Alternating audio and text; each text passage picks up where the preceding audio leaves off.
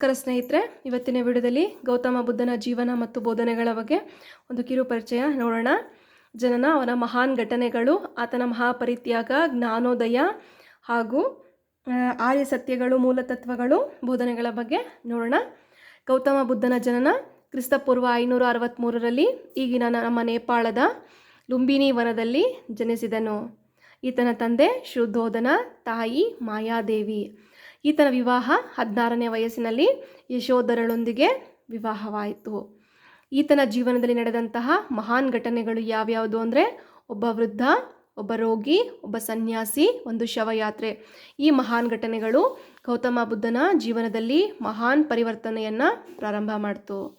ಈತನ ಮಹಾಪರಿತ್ಯಾಗ, ತನ್ನ 30ನೇ ವಯಸ್ಸಿಗೆ ತನ್ನ ಕುಟುಂಬ ಹಾಗೂ ಸಂಪೂರ್ಣ ರಾಜ್ಯವನ್ನು ತೊರೆದು ತನ್ನ ಜೀವನದಲ್ಲಿ ಮಹಾಪರಿತ್ಯಾಗವನ್ನು ಕೈಗೊಳ್ತಾನೆ. ಈತನಿಗೆ ಜ್ಞಾನೋದಯ ಯಾವಾಗ ಆಯಿತು ಅಂತಾದರೆ, ಆತನ 35ನೇ ವಯಸ್ಸಿಗೆ ಗಯಾದ ಬೋಧಿ ವೃಕ್ಷ ಅಂದರೆ ಅರಳಿ ಮರದ ಕೆಳಗೆ ಆತನಿಗೆ ಜ್ಞಾನೋದಯ ಅಥವಾ ಪ್ರೇರಣೆಯಾಯಿತು. ಈ ಪ್ರಪಂಚದ ವಾಸ್ತವಿಕ ಸತ್ಯದ ಬಗ್ಗೆ ಜ್ಞಾನೋದಯ ಆಯಿತು. ಈತನ ಧರ್ಮ ಪ್ರಚಾರವು, ಬೌದ್ಧ ಧರ್ಮವು ಭಾರತದ ಗಡಿ ದಾಟಿ ಚೀನಾ, ಟಿಬೆಟ್, ಮಯನ್ಮಾರ್, ಸಿಲೋನ್, ಏಷ್ಯಾದ ಕೆಲ ಭಾಗಗಳಲ್ಲಿ ಹರಡಿತು. ಇಂದಿಗೂ ಸಹ ಹಲವಾರು ದೇಶಗಳಲ್ಲಿ ಬೌದ್ಧ ಧರ್ಮವು ಉನ್ನತ ಸ್ಥಿತಿಯಲ್ಲಿಯೇ ಇದೆ. ಈತನ ಬೋಧನೆಗಳಲ್ಲಿ ಮೂಲತತ್ವಗಳು, ಈತನ 4 ಮೂಲತತ್ವಗಳು: ಸತ್ಯ, ಅಹಿಂಸೆ, ಆಸ್ತೇಯ, ಬ್ರಹ್ಮಚರ್ಯ. ಇವು ಮೂಲತತ್ವಗಳು. ಇನ್ನು ಆರ್ಯ ಸತ್ಯಗಳು: ಪ್ರಾಪಂಚಿಕ ಜೀವನವು ತುಂಬ ದುಃಖಮಯವಾಗಿದೆ.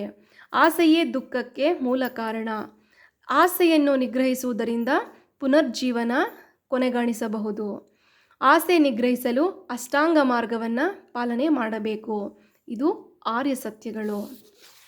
ಇನ್ನು ನೋಡೋದಾದರೆ, ಈತನ ಅಷ್ಟಾಂಗ ಮಾರ್ಗಗಳು, ಗೌತಮ ಬುದ್ಧನ ಅಷ್ಟಾಂಗ ಮಾರ್ಗಗಳು: ಒಳ್ಳೆಯ ಮಾತು, ಒಳ್ಳೆಯ ಆಲೋಚನೆ, ಒಳ್ಳೆಯ ನಂಬಿಕೆ, ಒಳ್ಳೆಯ ನಡತೆ, ಒಳ್ಳೆಯ ಧ್ಯಾನ, ಒಳ್ಳೆಯ ಪ್ರಯತ್ನ, ಒಳ್ಳೆಯ ಜೀವನೋಪಾಯ, ಒಳ್ಳೆಯ ಮನಸ್ಥಿತಿನ, ಸದ್ನುಡಿ, ಸದ್ದಾಲೋಚನೆ, ಸದ್ನಂಬಿಕೆ, ಸನ್ನಡತೆ, ಸದ್ಧ್ಯಾನ, ಸತ್ಪ್ರಯತ್ನ, ಸಜ್ಜೀವನೋಪಾಯ, ಸದ್ಮನಸ್ಥಿತಿ ಅಂತಲೂ ಸಹ ಹೇಳ್ಬೋದು.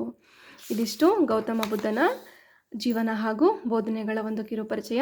ಯಾರಿಗೆಲ್ಲ ಈ ವಿಡಿಯೋ ಇಷ್ಟ ಆಯಿತು ಅಂತ ದಯವಿಟ್ಟು ನನ್ನ ಚಾನಲ್ನ ಸಬ್ಸ್ಕ್ರೈಬ್ ಮಾಡಿ, ಸಪೋರ್ಟ್ ಮಾಡಿ. Thank you for watching.